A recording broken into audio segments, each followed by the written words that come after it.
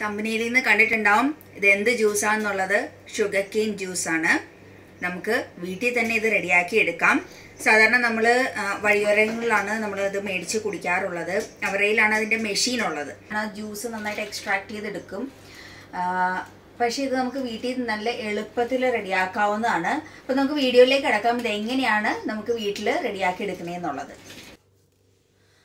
അപ്പോൾ അതിനായിട്ട് ഞാൻ 2 കരിമ്പ് എടുത്തിട്ടുണ്ട്. ഇനി ഇതൊന്ന് നമുക്ക് ക്ലീൻ ചെയ്തെടുക്കാം. ഞാൻ നല്ലപോലെ ഇതൊന്ന് കഴുകി എടുത്തിട്ടുണ്ട്. ഇതിൻ്റെ ഈ തോട് നമുക്ക് പൊളിച്ച് മാറ്റാം. പിന്നെ ഈ ജ്യൂസ് ഉണ്ടാക്കുമ്പോൾ പ്രത്യേകം ശ്രദ്ധിക്കുക, നമ്മുടെ മിക്സിയുടെ ബ്ലേഡൊക്കെ നല്ല മൂർച്ചയുള്ള ബ്ലേഡൊക്കെ ആകണം. എങ്കിൽ നമുക്ക് ധൈര്യമായിട്ട് ജ്യൂസ് നമുക്ക് വീട്ടിൽ തന്നെ റെഡിയാക്കാം.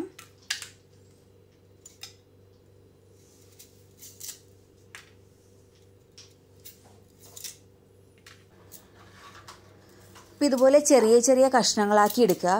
ജ്യൂസ് അടിക്കാൻ എളുപ്പവും ഇങ്ങനെ ആക്കി എടുക്കുമ്പോഴാണ്.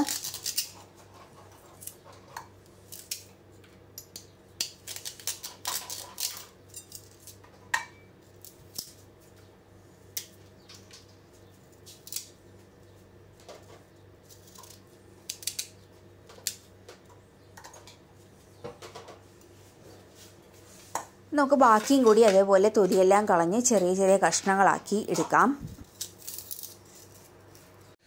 അപ്പോൾ സ്റ്റീലിൻ്റെയൊക്കെ നല്ല സ്ട്രോങ് ആയിട്ടുള്ള മിക്സി അല്ലെങ്കിൽ ജാറ് തന്നെ ഉപയോഗിക്കുക.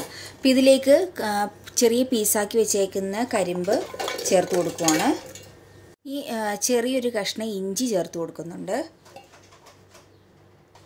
അടുത്തത് 1 നാരങ്ങയുടെ നീര് ചേർത്ത് കൊടുക്കുവാണ്.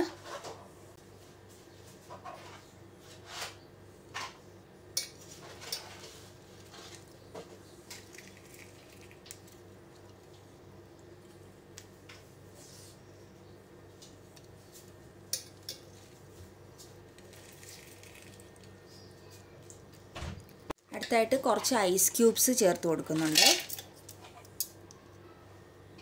ഇനി 1 ഗ്ലാസ് വെള്ളം, നമ്മൾ നാരങ്ങ നീരൊക്കെ ചേർത്തതല്ലേ, അപ്പോൾ 1 ഗ്ലാസ് ഫുൾ ഒഴിച്ചിട്ടില്ല, ഒരു 3/4 ഗ്ലാസോളം വെള്ളം ഞാൻ ഒഴിച്ചിട്ടുണ്ട്.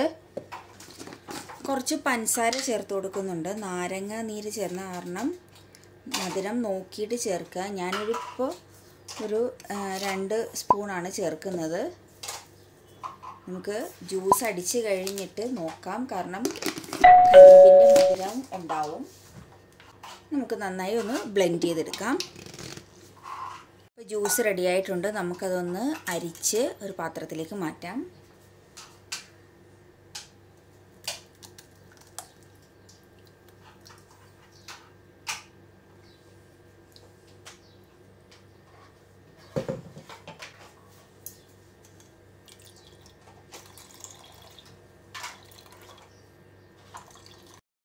നന്നായി അരിച്ചൊക്കെ എടുത്തു. ജ്യൂസ് ഇവിടെ റെഡിയായിട്ടുണ്ട്.